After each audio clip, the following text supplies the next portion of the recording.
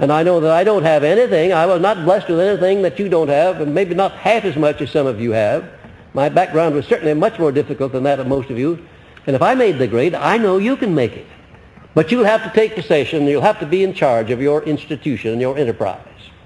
And you are an institution, an enterprise, each one of you. You'll have to be in charge. You've got to call the shots and see that they're carried out. And you have to have self-discipline with which to do it. That's how you go about keeping your mind off the things you don't want, by occupying your mind and seeing in your imagination the things that you do want. Even though you don't have physical possession of them, you can always have mental possession, don't you know?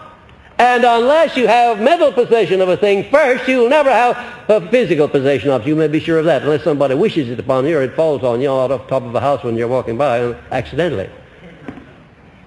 Anything that you get or acquire by desire must be created and gotten in your mental attitude first. And you must be very sure about it there. You must see yourself in possession of it, and that takes self-discipline. Now, your reward for doing this is mastery of your own destiny through guidance of infinite intelligence. Isn't that a marvelous thing? A reward for doing this. For doing what? Taking possession of your own mind. It gives you direct contact with infinite intelligence. No doubt in the world about it. When I tell you that there's a person standing looking over my shoulder and guiding me, I'm particularly telling you the truth when I meet with obstacles. I know all I have to do is to remember that he's right there. And if I come to an intersection of life, I don't know which way to turn, this way or that way, or to go ahead or to go back. All I have to do is to remember that invisible force is there looking over my shoulder, and he'll always point the right direction if I pay attention to him and have faith in him. How would I know that that's true, do you think? How could I say that, make a statement like that, and know that it's true? Only one way, and that's by having practiced it. That's the only way I would know. And I certainly will never be guilty of telling you anything will happen unless I have made it happen, and unless I tell you how you can make it happen.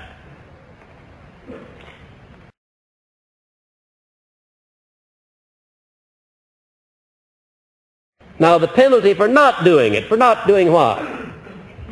Not taking possession of your own mind, which is the penalty that the majority of people pay all the way through the life, is this: you will become the victim of the stray winds of circumstance, which will remain forever beyond your control. What are the stray winds of circumstance? What am I talking about there, do you think? You'll become the victim of every influence that you come into contact with, enemies and everything else alike. All these things that you don't want will sway you like a leaf on the bosom of a wind, unless you take possession of your own mind. That's the penalty that you must pay. Isn't it a strange thing to contemplate? Isn't it a profound thing to recognize the truth that you have been given a means by which you can declare and determine your earthly destiny, and that along with that comes a penalty, and a tremendous penalty that you must pay if you don't embrace that asset and use it. And along with it also comes this tremendous asset or reward that you do receive automatically if you accept that asset and use it. What a profound thing it is. If I didn't have any other evidence of a first cause or a creator, if I didn't have any other evidence than what I know about that principle, then I would know there had to be a first cause. Because that's too profound for any human being to think out.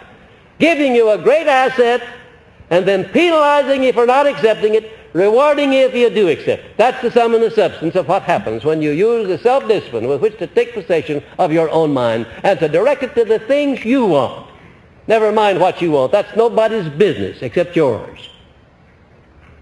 Did you hear what I said then? Yeah. You sure you heard it? Yeah. That's nobody's business, what you want, but yours. I don't want you to forget that. Don't let anybody come along and sell you the idea that as to what you should want.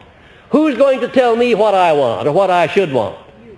Yes, you bet your life. It hasn't always been that way, but it is that way today. There isn't anybody going to tell me what I want. I'll do that.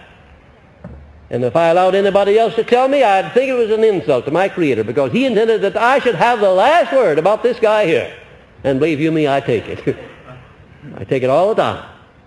I don't hurt anybody else, and nobody else. I would do nothing in this world under any circumstances to injure anybody or anything. Whatever you do to or for another person, you do to or for yourself. It's an eternal law. Nobody can avoid or evade that law. That's why I wouldn't be a prosecuting attorney. That's why I was so proud that I didn't follow my inclination and become a lawyer. I had a long visit with my brother Vivian. He's a lawyer. And he practices, he specializes in divorce suits, especially divorce suits of very wealthy people. And I want to tell you the penalty he's paying for knowing too much about the bad side of domestic relations. He got so much of that he came to the conclusion all women were bad, and he never married. He's never had the pleasure of a wife like I have, because he thinks that all women are bad, because he's judging them by the ones he knows best, which is a common trait of all of us. We judge people by the ones we know best, don't we? And it's not always fair either to do that. Certainly not in his case. I'm calling to your attention some of the vital things in life that you need to deal with. You need to understand yourself and understand people and understand how to adjust yourself with people that are difficult to get along with. You need to know that, because there are a lot of people in this world that are difficult to get along with, and there are going to be a lot as long as you and I live and long after that. So we can't do away with those people that are difficult to get along with, but we can do something about it by doing something with ourselves. Does that make sense to you all or not? I think it does.